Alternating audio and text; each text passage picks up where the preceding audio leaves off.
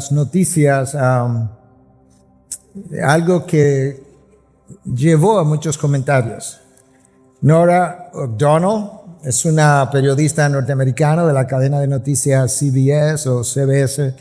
Ella entrevistó al Papa Francisco en abril de este año, pero la entrevista no salió a la luz y su contenido tampoco hasta el lunes 20 de mayo. Y en esencia el Papa afirmaba en esa entrevista que el ser humano es básicamente bueno. Esa ha sido la posición de los teólogos liberales, tanto en el mundo de la Iglesia de Roma como en la Iglesia protestante, de manera que en cierta medida no fue como nada nuevo, pero simplemente quería enfatizar eso a la luz del pasaje que tenemos que ver y volver a decir una vez más que lo que el Papa actual afirmó niega completamente lo que la palabra de Dios afirma de principio a fin, y de hecho no solamente niega lo que la palabra de Dios dice, pero niega lo que aquellos que ellos consideran sus mejores teólogos han dicho. Agustín de Hipona dijo en el siglo IV y V, habló de la depravación del hombre, la limitación que él tiene para buscar a Dios y de cómo él, a menos que sea por la gracia de Dios, está destituido de todo bien. Y luego en el siglo XIII, Tomás de Aquino volvió a enfatizar exactamente lo mismo con otras palabras. Y a través de la historia lo que hemos visto es que la teología ortodoxa, que se pone de acuerdo obviamente con lo que ya Dios ha dicho, ha revelado que desde la caída de Adán y Eva, la condición moral del ser humano llegó o cayó o entró en una completa corrupción moral hasta el punto que todas sus facultades fueron afectadas. Su mente fue afectada, su corazón, su voluntad, sus emociones, sus sentimientos, su sensibilidad hacia los demás, su sexualidad, la manera como la ve y la practica, y aún la percepción de la realidad a través de sus sentidos. Nosotros percibimos una realidad distorsionada de la misma forma que cuando tú miras un lápiz dentro de un vaso de cristal con agua, ese lápiz se ve torcido. De esa misma forma, el hombre y la mujer caída, y muchas veces aún después de la regeneración, continúan percibiendo una realidad que no es. Y esa es la base de la doctrina de la depravación total del ser humano, que está apoyada en múltiples pasajes de la Biblia, pero de manera muy especial en el pasaje que vamos a cubrir hoy. Y con esa introducción yo quiero decirte que el título de mi mensaje hoy es La ruina moral de la raza humana, y eso es una ruina y es moral y es de toda la raza. Y que eso es una doctrina que ha sido verificada en cada siglo de la historia humana, yo diría en cada año, en cada momento, probablemente en cada hora de la humanidad. Tú puedes abrir este libro y comenzar a encontrar las evidencias de esa corrupción muy tempranamente. Tú llegas al capítulo 4 del Génesis, capítulo 3 es la caída, capítulo 4, Caín mata a su hermano, a Abel. Simplemente porque Dios aceptó la ofrenda de Abel y no la suya, y él se llenó de ira y de celos y lo mató. Tú puedes avanzar a un capítulo y medio más, si acaso, y te vas a encontrar que el Señor vio que era mucha la maldad de los hombres en la tierra, y que toda intención de los pensamientos de su corazón era solo hacer siempre el mal. Y estamos en Génesis 6. Tú puedes ver la misma corrupción moral de la humanidad en los habitantes de las ciudades de Sodoma y Gomorra, que fueron juzgadas por Dios. Y tú puedes continuar viendo libro tras libro hasta llegar al libro de Apocalipsis, y vas a encontrar la misma evidencia de la misma corrupción moral. Y si eso no fuera suficiente, tú puedes entonces, si quisiera, cerrar este libro, ponerlo a un lado y abrir el libro de la historia secular, y la historia secular se levantaría como acusador en contra de la condición moral de ese hombre. Nosotros hemos visto las peores atrocidades cometidas aún por padres contra sus propios hijos, que en algunos casos han sido quemados vivos en ofrecimiento a dioses paganos. Padres que han abusado físicamente de niños y niñas hasta llevarlo a la muerte, como se reportó hace pocas semanas atrás en nuestro propio país, hecho por una madre. Otros abusados sexualmente por sus propios padres hasta llevarlos a la prostitución por dinero. Y si eso no fuera suficiente, podemos irnos a la historia de las guerras y simplemente usar 2 de ellas, no más, cuando ha habido cientos de ellas. La Primera Guerra Mundial dejó más de 16 millones de muertos, la Segunda Guerra Mundial dejó más de 50 millones de muertos, y yo no sé cómo alguien puede leer este libro o leer la historia secular y llegar a la conclusión de que el hombre es fundamentalmente bueno. Eso habla de la ceguera de que Pablo habla en este texto.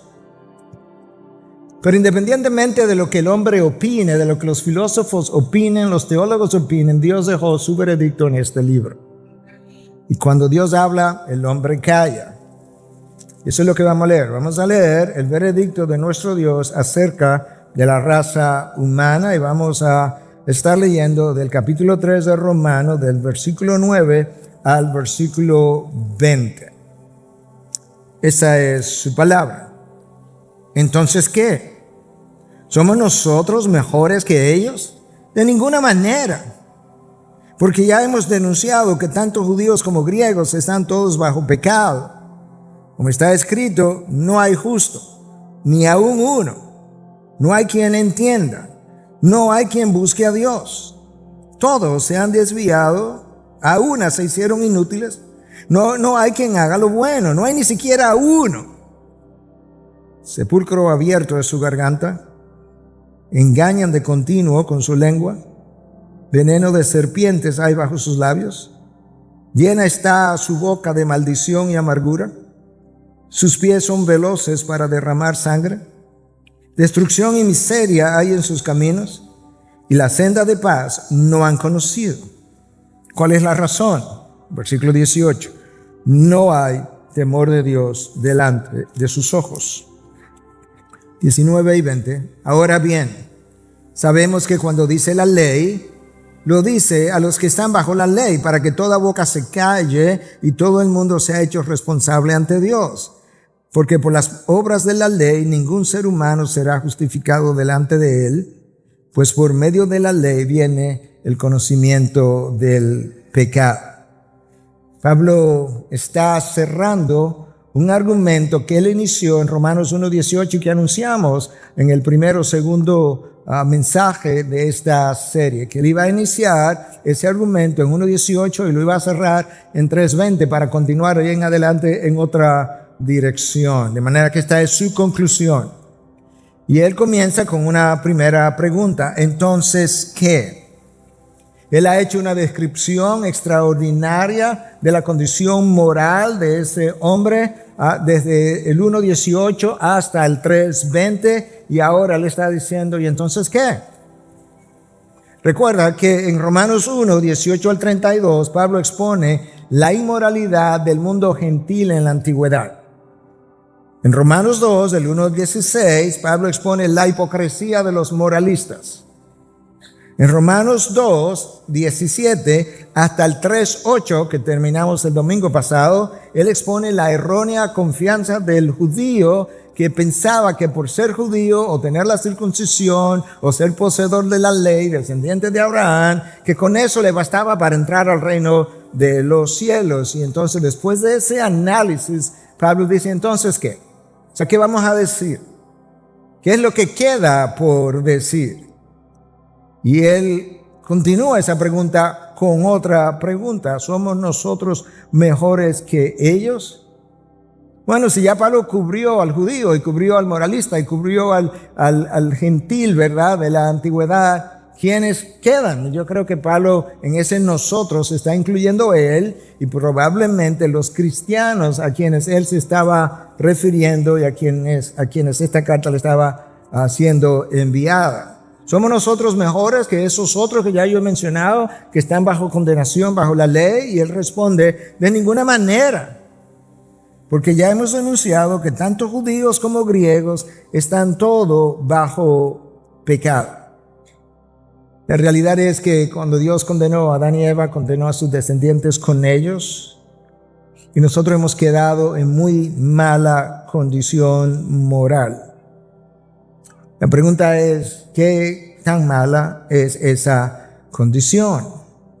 Pablo comienza a explicar la condición moral y toma los primeros 3, 10, 11 y 12, los primeros 3 versículos para darnos una idea. Y cuando él va a hablarnos acerca de esto, él comienza con una frase muy conocida en el Nuevo Testamento, como está escrito. En otras palabras, lo que yo voy a decir ya se dijo, está dicho anteriormente.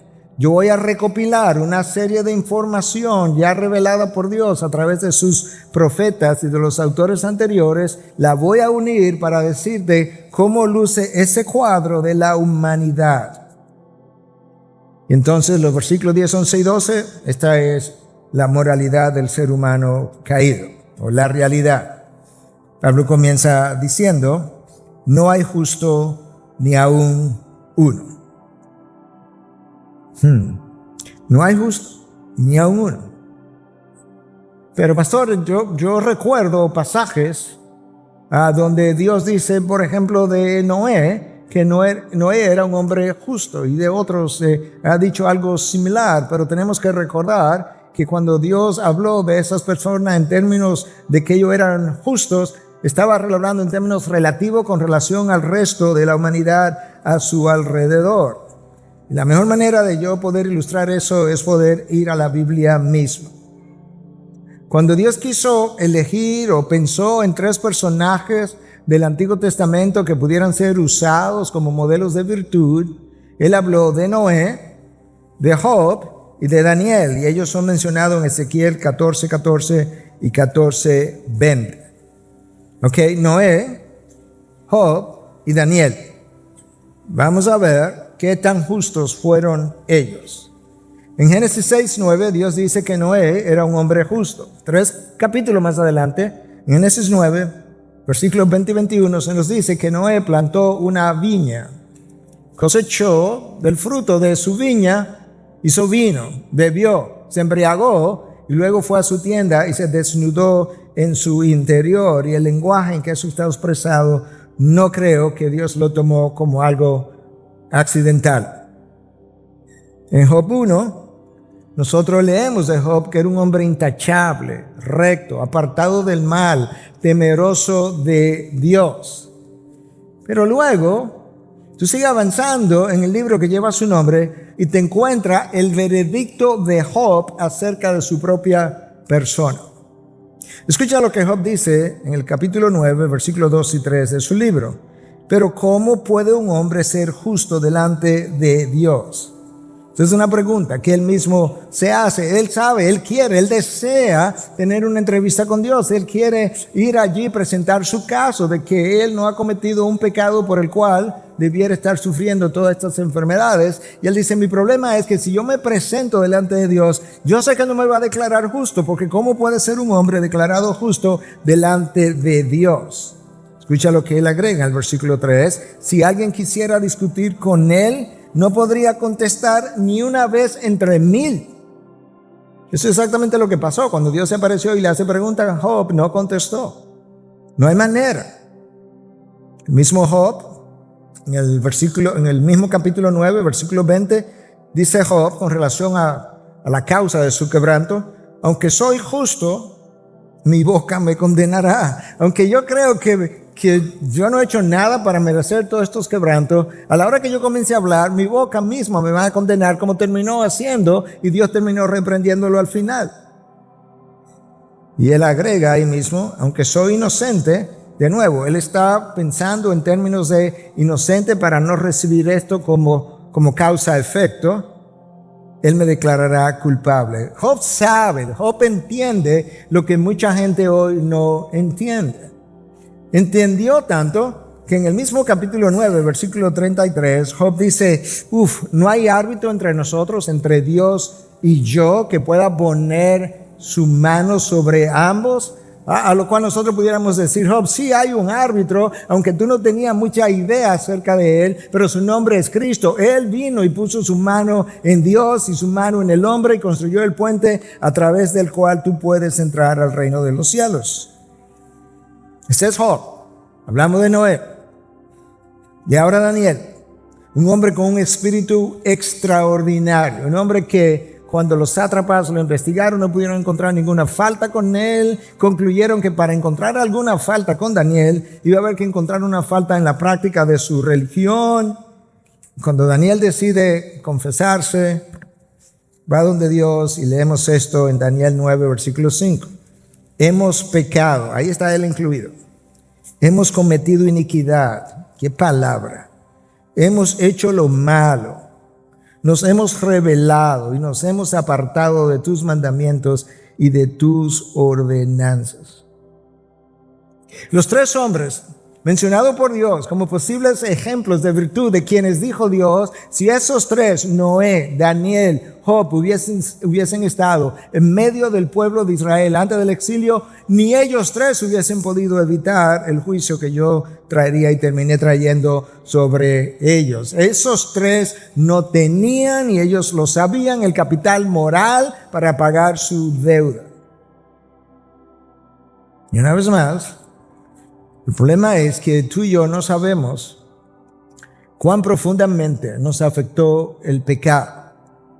Sabemos cosas que la Biblia declara, pero realmente, debido a nuestra limitación del conocimiento, todavía no sabemos. Pero la Biblia declara que tu mente fue afectada, que tu corazón también, tu voluntad también, tus emociones, decisiones, tus deseos, tu sensibilidad hacia el pecado, tu sexualidad y la percepción de todo lo que tú ves. Y ahora, en cuanto a la mente, que quedó afectada, esto es lo que Pablo dice en el versículo 11 al inicio. No hay quien entienda. Claro que no hay quien entienda. ¿Cómo puede entender? Si Pablo nos dijo en 2 Corintios 4:4 que esa mente fue cegada por el Dios de este mundo, y ese Dios no es otro que Satanás. Con una mente cegada yo no puedo entender. De hecho, Pablo le escribió a los Corintios y en su primera carta le dice que el Dios, o mejor dicho, el hombre, debido a ese entendimiento cegado que él tiene, no puede entender las cosas del Espíritu, refiriéndose a esto, al Evangelio, a la oferta de Dios, porque tienen que ser entendidas por medio del Espíritu, y él no lo tiene. Y Pablo dice, no hay quien entienda. No lo hay. Pero si todavía yo no estoy convencido de eso que Pablo dice a los Corintios en su segunda carta, de la ceguera de la mente y del hecho de que estamos incapacitados para entender las cosas de Dios, quizás Romanos 8:7, donde llegaremos eventualmente, nos pueda convencer, porque en un solo versículo el apóstol Pablo nos dice tres cosas con relación a la mente del hombre caída. Escucha, la mente puesta en la carne, esa es la mente del hombre que no conoce a Dios, esa es tu mente y la mía antes de venir a los pies de Cristo, es enemiga de Dios. Eso es lo primero, número uno. Porque no se sujeta a la ley de Dios. Número 2. Ni siquiera puede hacerlo. Número 3. Las personas incrédulas como tú y como yo antes de venir a Cristo no se piensan como enemigos de Dios. No, claro que no. Porque ellos han construido el Dios de su imaginación. Y a ese Dios ellos aman. Pero al Dios de la Biblia, de ese Dios, ellos no quieren oír, ellos no quieren saber, ellos te catalogan a ti primero de fanático, de radical, antes de pensar, no, es que yo odio al Dios que tú me estás describiendo, pero el Dios que te describo es el Dios que está revelado en este libro. Entonces, ¿qué es lo que ese hombre hace? ¿Y a cuál Dios es que ellos adoran? Bueno, es un Dios que no es tan condenador como el tuyo. Mi Dios, te dice la gente a veces, ¿no lo has oído? Un Dios que no es soberano. Un Dios que salva por diferentes caminos. A pesar de que Dios dice que nadie viene, Cristo dijo, nadie viene al Padre sino es a través de mí. Un Dios más tolerante de lo que tú hablas. Un Dios no tan santo. Un Dios que no se irrita tanto con el pecado como tú piensas. ese Dios de la imaginación, el hombre ama a ese Dios. De hecho, las religiones contrarias o distintas al cristianismo no han podido deshacerse de Cristo, porque como Cristo es una imagen, es un personaje que sobresale por encima de todo el mundo hasta tal altura que nadie se puede deshacer de él, han hecho de ese Cristo algo semejante, un Cristo no condenador, no soberano, no tan santo. El problema es que nosotros no tenemos idea de lo que el pecado es, a la luz de lo que Dios revela. John Stott, en su comentario sobre esta carta, dice: el pecado es la rebelión del yo. No es que yo transgredo un límite. Yo hago eso después que me rebelo. Es la rebelión del yo contra Dios. Es querer destronar a Dios con la intención de entronarse uno mismo. En último caso, el pecado es la determinación irracional de ocupar el trono que solo le pertenece a Dios. Satanás dijo: subiré hasta su trono, hasta el trono del Altísimo. Adán y Eva dijeron: si con esa fruta yo me la puedo comer y ser como Dios, pues me la voy a comer. No importa si Dios dijo que no podíamos comerla porque me va a quitar la vida. Probablemente eso no era verdad y prefirió creerle a la criatura antes que el Creador, porque esa mente ahora que así compró la mentira ha seguido en rebelión y ahora no se somete a Dios.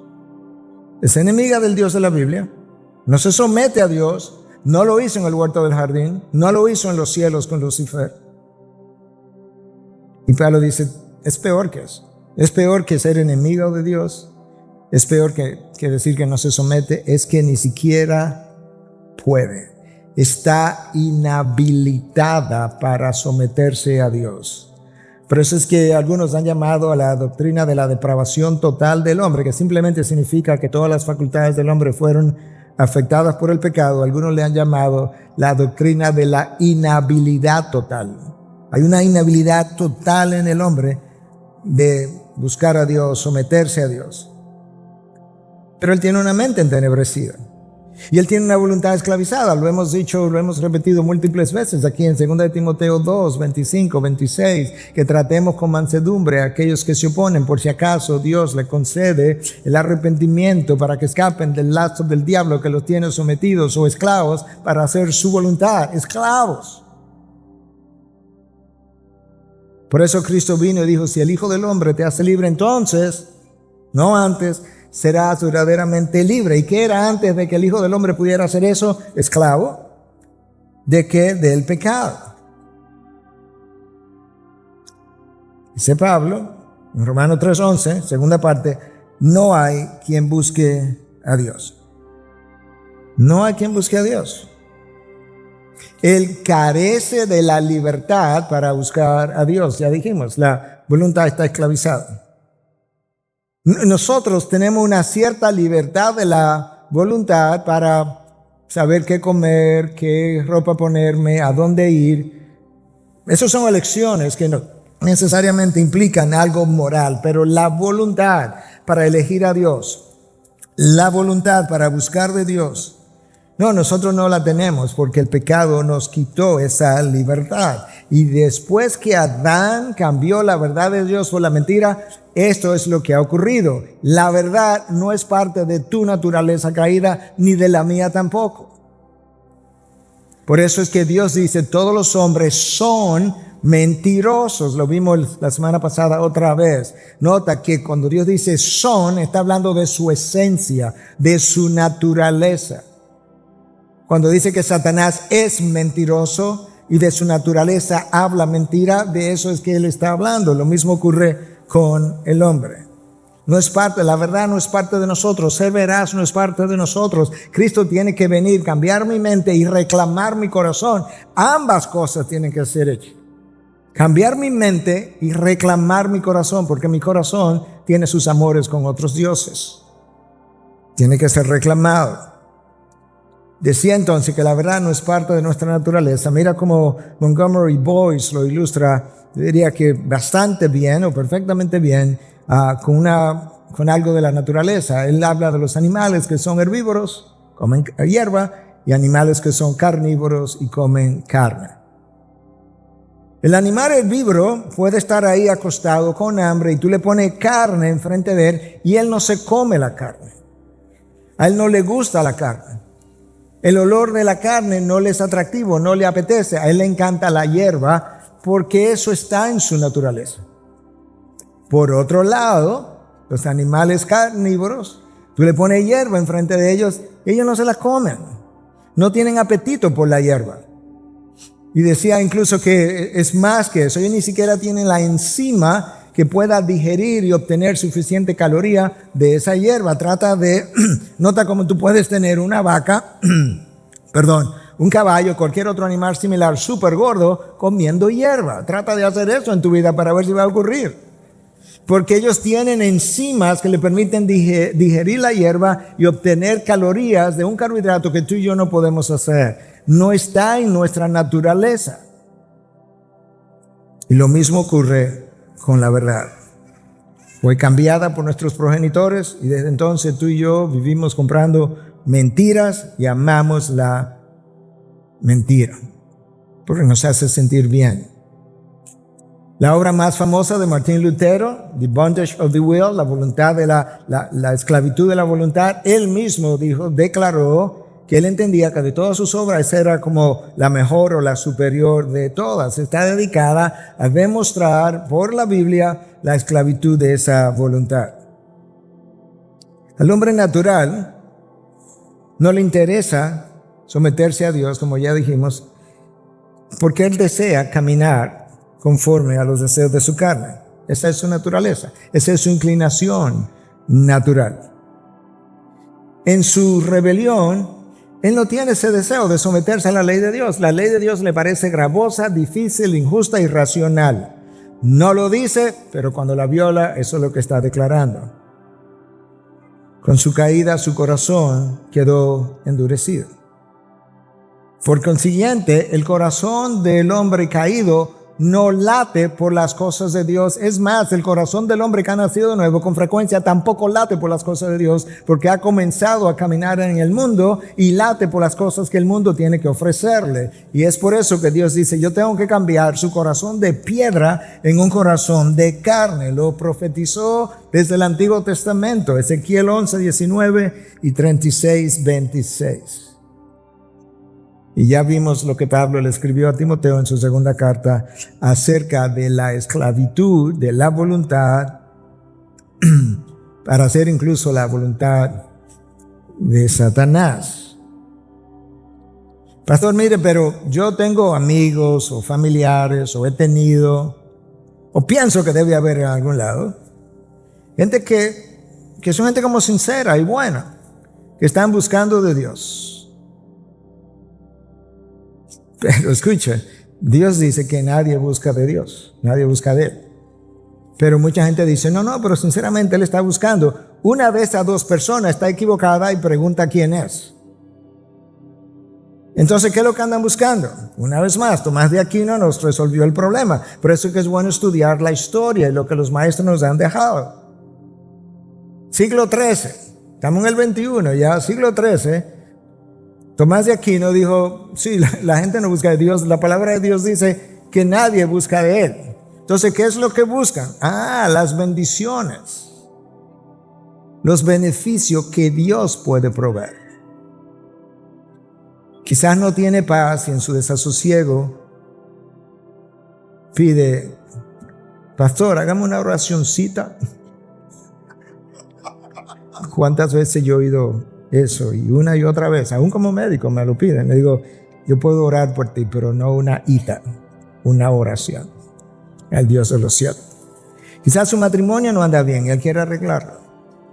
Quizás quiere a sus hijos viviendo más o menos moralmente y prosperando. Quiere que sus negocios prosperen. Pero la mejor evidencia de que ese hombre no andaba buscando a Dios es que cuando cualquiera de esas cosas se arreglan, él para de ir donde él estaba yendo. La iglesia, el grupo de estudio, el grupo de pareja o cualquier otra cosa. Porque él no buscaba a Dios. Su problema se resolvió. Pablo dice que dada esa condición moral que acabamos de leer, donde no hay nadie justo, ni siquiera uno. Eso ha hecho que todos se hayan desviado. Versículo 12 de Romanos 3. A una se hicieron inútiles. Eso es una cita de Isaías 53:6, aunque aparece también en el Salmo 14:3, en la primera parte.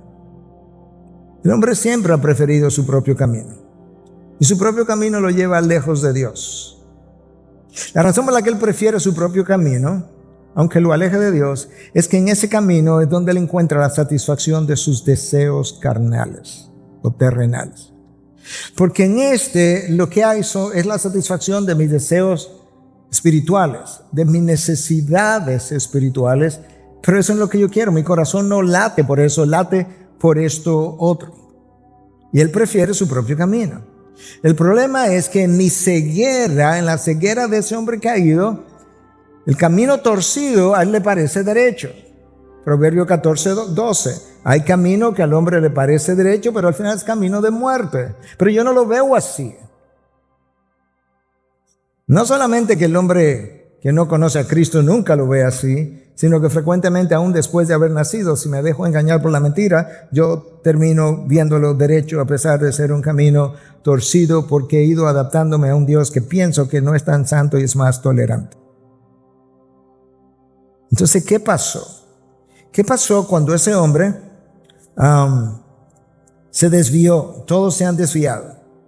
Isaías 53, Salmo 6, Salmo 14, 3. Escucha lo que pasó. Todos se han desviado, a una se hicieron inútiles. Eso es. Dios nos creó para ser vasos, no vasijas rotas como cantamos, aunque ahora eso es lo que somos. Nos creó para ser vasos de honra, para ser usados por Él para su gloria y para subyugar la tierra y dominarla y hacerla productiva y hacer que el ser humano, la raza humana floreciera reflejando su imagen. Pero cuando él cayó se volvió inútil. ¿Por qué? Porque Dios no quiere usar, y en su santidad no puede usar, vasos sucios. Escucha lo que Pablo le dice a Timoteo en su segunda carta. Si alguien se limpia de estas cosas, eso es lo primero que debe ocurrir, será futuro un vaso para honra, santificado, y ahora sigue, útil para el Señor, preparado para toda buena obra. Notaste que la santidad necesita preceder a la utilidad. Será un vaso útil. Si se limpia, no es simplemente que si Dios te limpia, aunque es Dios que al final termina limpiándonos, pero hay un rol que a ti y a mí nos toca jugar, que es vital, que es fundamental, y en este caso Pablo está estresándole a Timoteo el rol que él tiene de que eso ocurra. Si alguien se limpia de estas cosas. Y como el hombre se desvió de Dios, se dejó curtir por el pecado, la raza humana entera se volvieron inútiles. Así no lo puedo usar, así no los quiero usar. Y en la segunda parte de Romanos 3:12, Pablo vuelve como a enfatizar algo que ya hemos dicho, y es que no hay quien haga lo bueno, no hay ni siquiera uno. Esa cita viene también del Antiguo Testamento, Salmo 14:3, segunda parte, si mi memoria no me falla. No hay quien haga lo bueno. Versículo 10, no hay justo ni siquiera uno. Eso es un negativo universal, no hay nadie. Eso implica, no importa dónde tú vayas, no lo vas a encontrar. No hay la más remota posibilidad de encontrar un justo, ni siquiera uno. Como quien dice, si alguien me preguntara que si no hay alguna excepción, no, ni uno. Eso es el versículo 10, pero el versículo 12 ahora reafirma lo mismo de otra forma. No hay nadie bueno, ni siquiera uno. Nadie que haga lo bueno. Pastor, mire, pero a veces yo veo gente con hambre y le doy de comer. Eso no es bueno. Sí, claro, eso es bueno. Horizontalmente hablando. Y si a alguien le falta ropa y le doy ropa, eso no es bueno. Sí, claro, eso es bueno. Y cuando hay desastres naturales y gente incluso creyente y no creyente va y presta su servicio, eso no es bueno. Sí, eso es bueno. Decimos nosotros como los jueces. Y luego se aparece Dios. Si vamos a revisar las buenas obras. Cuando hiciste lo que hiciste, ¿eso fue todo lo que tú debiste y pudiste haber hecho por esa persona? Bueno, tú sabes que la vida es complicada. Déjame ver si tus motivaciones fueron correctas. Tú hiciste una buena acción, la que sea. Realmente porque tu corazón está lleno de bondad. O te estaba acordando que ayer, anoche, la semana pasada, hiciste algo malo delante de mis ojos y estaba tratando de ver si lo bueno que hacías ahora podía como balancear un poco el balance entre lo malo y lo bueno. Nosotros pudiéramos pensar como que eso es extraño. No, no es tan extraño. Lo hemos visto en consejería y lo hemos hablado con diferentes personas de que eso no funciona así. La forma más extrema de eso es cuando el abusador, ya sea de palabra o físico, abusa de la esposa de palabra o físicamente y en la noche se aparece con un ramo de flores. Le está tratando de compensar la maldad de la mañana. Déjame ver si lo que hiciste lo hiciste para mi gloria o para la tuya. Una vez tú comienzas a entender la corrupción moral tuya y mía, lo único que debiera pasar es tener un mayor agradecimiento a nuestro Dios por la persona de Cristo que vino y se sacrificó por nosotros. Y lo segundo que debiera pasar es que debiéramos estar mucho más dispuestos a entregar toda mi vida, esfuerzos, energía, tiempo, dones, talentos, oportunidades, circunstancias para la gloria de Dios, porque eso de radical, como algunos le llaman, no tiene absolutamente nada. Dios en la segunda persona de la Trinidad, sin necesidad alguna, feliz en sí mismo como la Trinidad, gozosa, plena, satisfecha, decidió enviar a la segunda persona de la Trinidad a sacrificarse. Ahora estamos hablando de radicalismo, a sacrificarse, a meterse en un vientre por 9 meses, como hemos dicho otras veces, pasar por el canal de parto, vivir como un hombre, someterse a los hombres, lavar los pies sucios de sus discípulos que terminaron traicionándolo y abandonándolo, yendo a la cruz y crucificándose ahí, luego en la cruz decir, Padre, perdónalos porque no saben lo que hacen. Cuando tú y yo lleguemos a ese nivel de entrega y pasemos de ahí, entonces estamos hablando de radicalismo. Hasta entonces debiera ser lo que Pablo dice en Romanos 12, tu culto, adoración, respuesta racional. Es solamente lógico si tú respondes de esa manera. Lo único que tiene lógica es que tú y yo vivamos una vida de esa forma. Lo otro es ilógico, irracional, ingrato. Ahora, Pablo está ayudándonos a ver no solamente la condición moral de la naturaleza humana, sino cómo comienza a comportarse. Entonces se aleja de Dios, es inútil. Pero Pablo sabe que algo que Cristo dijo es verdad, y es que de la abundancia del corazón habla la boca. Podemos analizar, si queremos saber hasta dónde, cómo yo estoy internamente, necesito revisar cómo hablamos. Y esto es lo que Pablo dice, inspirado por su espíritu. Sepulcro abierto es su garganta. Engañan de continuo con su lengua. Veneno de serpientes hay bajo sus labios.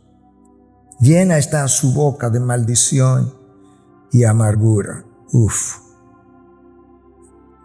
Sepulcro abierto. Imagínate un sepulcro, ¿verdad? Enterramos a alguien hace una semana, 10 días.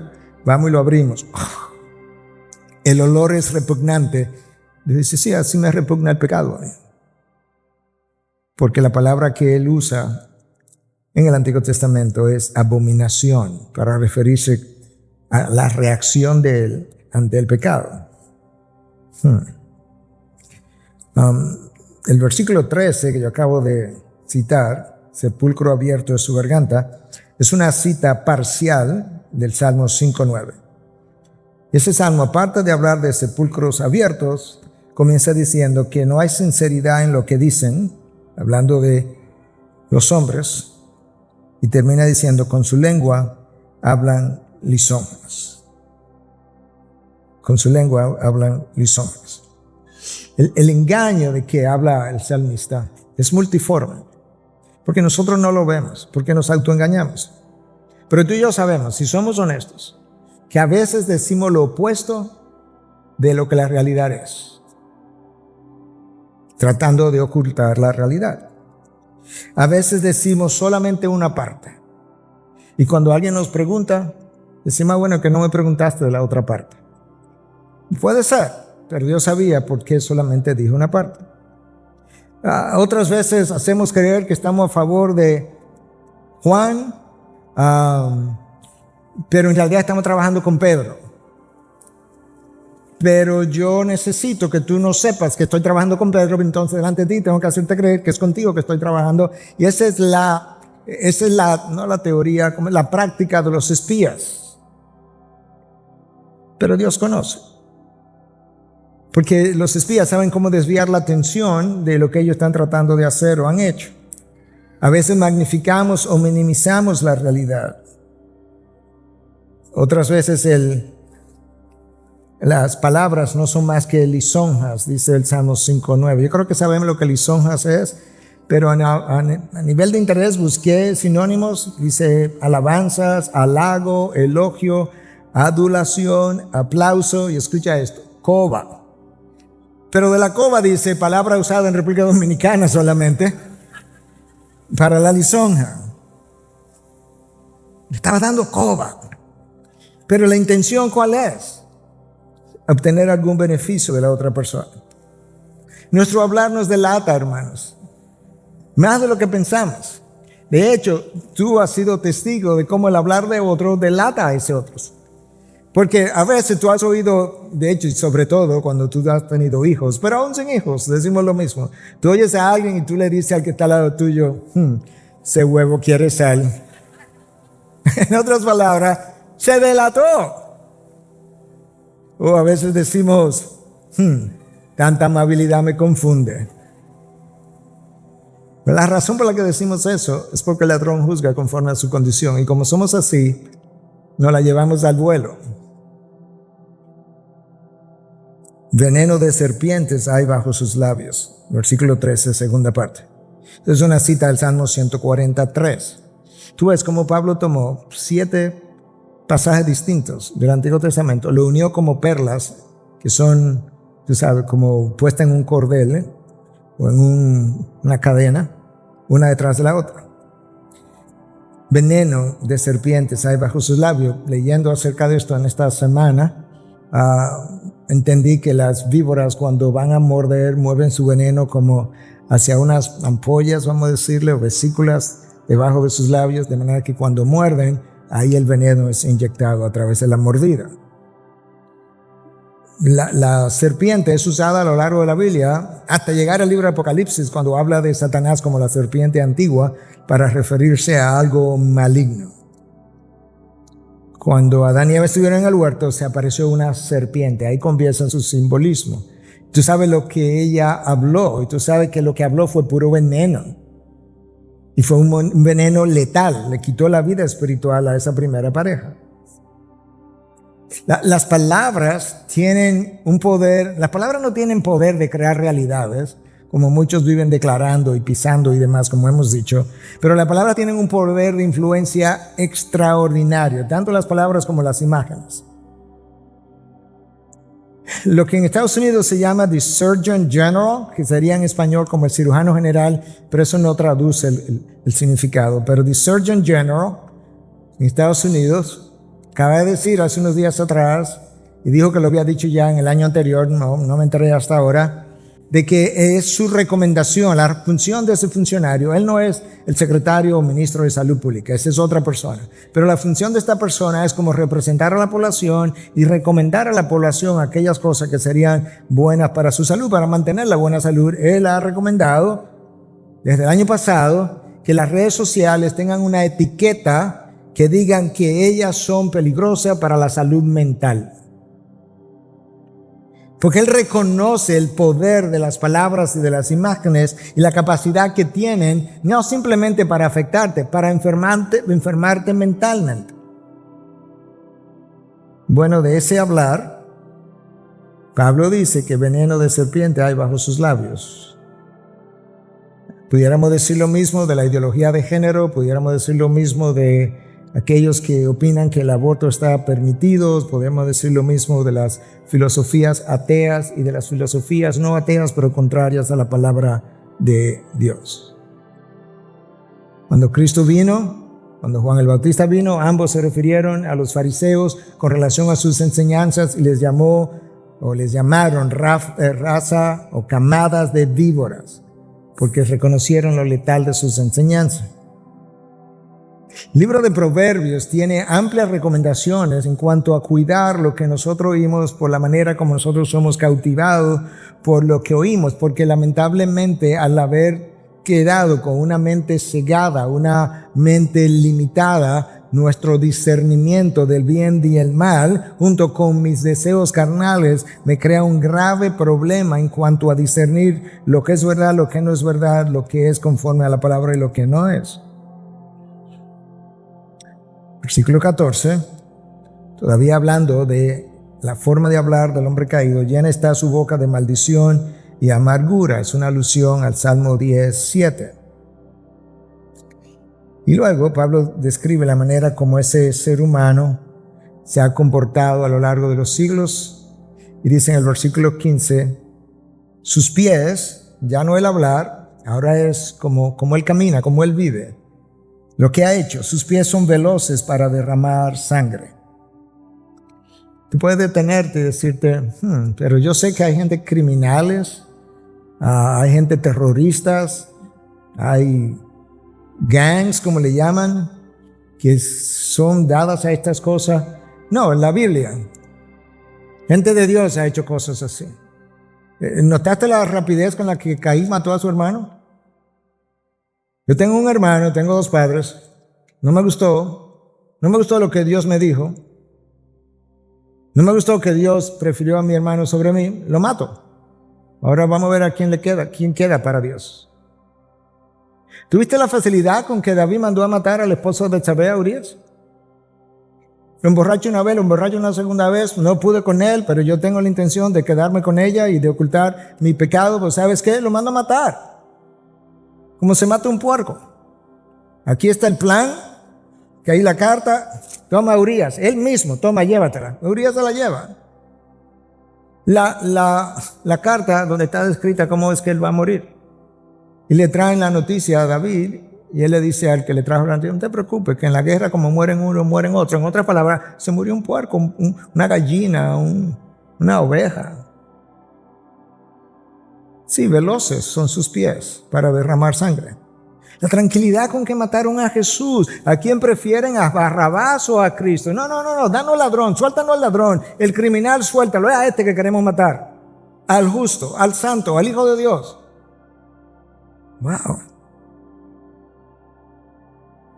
Ese hombre ha dejado a lo largo de su historia este saldo. Versículo 16. Destrucción y miseria hay en sus caminos.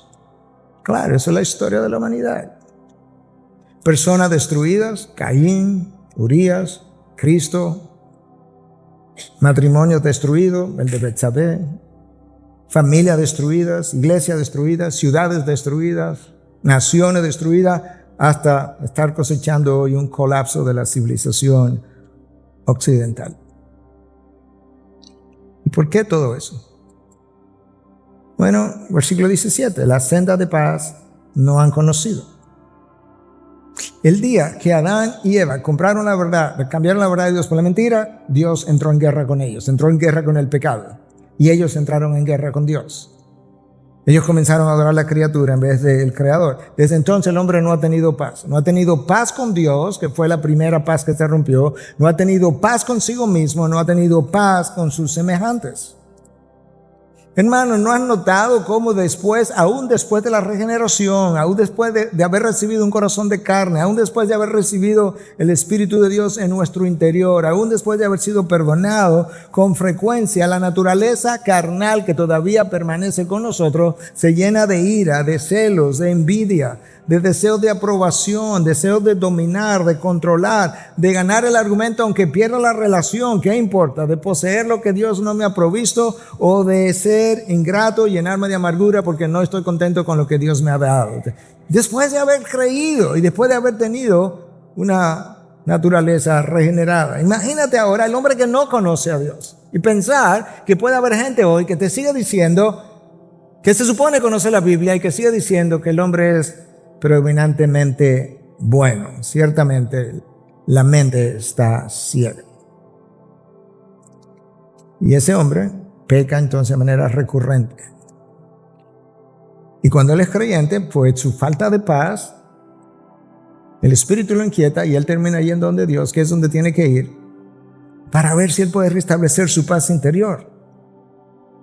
Pero no tiene paz con los demás. No tiene paz con sus hijos, no tiene paz con sus cónyuges a veces. Él no tiene paz con sus trabajadores de donde él trabaja, no tiene paz con los hermanos de la iglesia, no tiene paz con el pastor, no tiene paz con el vecino, no tiene paz. Porque el hombre no puede tener paz con los seres humanos si su relación con Dios no está en su lugar. El problema es que tú y yo no acabamos de entender. Yo lo estoy predicando, lo estoy enseñando y yo me estoy incluyendo ahí. Tú y yo no acabamos de entender lo horrible que es el pecado, no solamente para Dios, porque no somos Dios, pero lo horrible que es el pecado, punto, para nosotros. Escucha esta descripción que viene del año 1857. No estoy seguro de quién es el autor, porque estaba en una enciclopedia de esa época. Y esto es lo que dice: el pecado es una deuda, una carga, un ladrón, una enfermedad, una lepra, una plaga, un veneno, una serpiente, un aguijón. Es una carga de maldiciones y calamidades, bajo cuya aplastante e intolerable presión gime toda la creación. ¿Quién es el sacristán que cava una tumba para el hombre? En nuestro contexto, creo que el sacristán se piensa más como un monaguillo, pero sería como, ¿quién es el sacatecla, verdad? El que cava tumbas, que cava tumba para el hombre. ¿Quién es la tentadora pintada que le roba la virtud? ¿Quién es la asesina que destruye su vida? ¿Quién es esa hechicera que primero engaña y luego condena su alma? Respuesta: el pecado. ¿Quién con aliento helado arruina las hermosas flores de su juventud? ¿Quién rompe el corazón de los padres? ¿Quién lleva a la tumba la tristeza, con tristeza, las canas de los ancianos? Respuesta: el pecado. ¿Quién convierte a los niños mansos en víboras, a las madres tiernas en monstruos y a sus padres en personas peores que Herodes, y los convierte en los asesinos de sus propios hijos inocentes? Respuesta: el pecado. En resumen, la razón por la que el hombre ha vivido la destrucción descrita es por lo que aparece ahora en el versículo 18 hacia la conclusión de este texto. No hay temor de Dios delante de sus ojos. Esa es otra cita del Antiguo Testamento, Salmo 36, 1. Ahora tú entiendes por qué Pablo dijo, como está escrito. Ya esto se dijo, yo estoy repitiendo. Cuando nosotros hablamos de temor, la primera idea que viene a nuestra mente es esa experiencia que tú y yo hemos tenido de temblor cuando tenemos una amenaza, estamos frente al peligro. Pero citando de nuevo a Montgomery Boyce, él dice: en la Biblia, la palabra temor, cuando se usa para referirse a Dios, denota una actitud mental correcta y reverencial ante Él. Una actitud mental y reverencial correcta ante Él. Tiene que ver con adorarlo, obedecerlo y apartarse del mal. Por eso leemos, dice Boyce, en Proverbios 9:10, el comienzo de la sabiduría es el temor del Señor. Conocer al santo es tener entendimiento. El temor del Señor tiene que ver con un marco de referencia, vamos a decir mental, donde tú le adoras, donde tú le obedeces, donde tú eres reverente delante de Él. Pablo dice, el problema de todo lo anterior lo puedes ver en el versículo 18. No hay temor de Dios delante de sus ojos. Ese hombre no obedece, no cree, no sigue, no se somete, no adora a ese Dios. Ahora él quiere cerrar su argumento. Y entonces lo va a cerrar en el versículo 20. Vamos a leer el 19 y el 20 y vamos a exponerlo como cierre, porque de ahí en adelante él va a ir en otra dirección. Romanos 3:19. Ahora bien sabemos que cuando dice la ley, lo dice a los que están bajo la ley, para que toda boca se calle y todo el mundo se haga responsable ante Dios. Ok, Pablo habló a los judíos y le habló de la ley que Dios le dio a través de Moisés, lo que algunos llamaban la ley de Moisés. Bueno, Pablo dice, los que tienen la ley de Moisés saben que la ley misma los acusa, se tienen que callar. Pero Pablo nos habló de otra ley, la ley moral que está escrita en el corazón, en la mente de cada uno de nosotros, en nuestra conciencia, que a veces nos acusa, a veces nos defiende. Y Pablo dice, cuando tú te pares delante de Dios, esa ley moral te va a acusar en caso de que tú nunca hubiese recibido la ley anterior. Por eso Pablo dice, para que sabemos que cuando dice la ley, lo dice a los que están bajo la ley. ¿Cuál ley? Para que toda boca se calle y todo el mundo se eche responsable delante de Dios. El día que tú y yo nos paremos delante de Dios, no vamos a tener nada que decir en términos de defensa. Recuerda el libro de Job, todo lo que Job defendió su causa, defendió su integridad, y cuando Dios se le apareció, Job tenía múltiples preguntas. Dios no le respondió ninguna y Job hace así, se pone la mano sobre su boca y es como si estaba diciendo, cállate, no te atrevas. Se arrepintió en polvo y ceniza. Cuando Dios se le apareció al profeta Isaías, él cayó como muerto, no habló, al piso, se consideró un hombre de labios impuros. ¿Con qué es que yo le voy a salir a Dios si tengo labios impuros? Cuando se le apareció a Habacuc, esa es como la mayor descripción. Habacuc dice que sus entrañas, sus intestinos se movieron, se estremecieron, tuvo cólicos. Esas son sus entrañas. Mis labios temblaron, mis piernas también. Y sentí como si mi interior hubiese estado podrido. Cuando Juan se encontró con Cristo en la isla de Patmos, cayó como muerto también, y en silencio, para que toda boca calle. Y Pablo lo que está diciendo es, la ley en la que muchos han confiado y sus obras en la que muchos han confiado violando la ley de Dios, que quede claro, versículo 20 y final, porque por las obras de la ley ningún ser humano será justificado delante de él, pues por medio de la ley viene el conocimiento del pecado. Lo único que la ley puede hacer, la ley no te puede salvar a pesar de ser buena, santa y justa, como Pablo dice en este mismo libro de Romanos, pero no te puede salvar. Es un espejo que revela tu pecado, el mío, lo mal que estamos tú y yo, y nada más. La única forma que tú y yo podemos ser salvos es a través de la persona de Cristo. La única forma es que tú y yo hayamos puesto nuestra confianza genuina, verdadera en Cristo como nuestro sacrificio, como nuestro perdonador, como nuestro redentor, y que hayamos puesto la confianza en Él como Dios, como Dios y Señor de mi vida, y que luego entonces mi vida dé testimonio de que verdaderamente yo hice eso, porque como sabemos y hemos dicho, hemos predicado, hemos enseñado, otros lo han hecho también, es fácil hacer una profesión de fe y luego no vivir la profesión, y por eso pudiéramos ser profesores de la fe y no poseedores de dicha fe. Otra cosa completamente diferente es poder hacer la profesión de la fe, ser poseedores de la fe y vivir una vida de testimonio de que esa fe realmente está en mí. Y Pablo dice, de aquí en adelante, de Romanos 3:21 en adelante, de eso es que vamos a hablar. De cómo ese hombre puede ser justificado por Dios en Cristo. Pero antes de tú entender cuán bueno son las buenas nuevas, tú tienes que entender cuán malas son las malas nuevas. Y de ahí entonces que él empleó todo este tiempo, y hemos empleado 13 mensajes distintos para explicar esta corrupción moral, para que ahora la gracia de Dios pueda realmente saber dulce.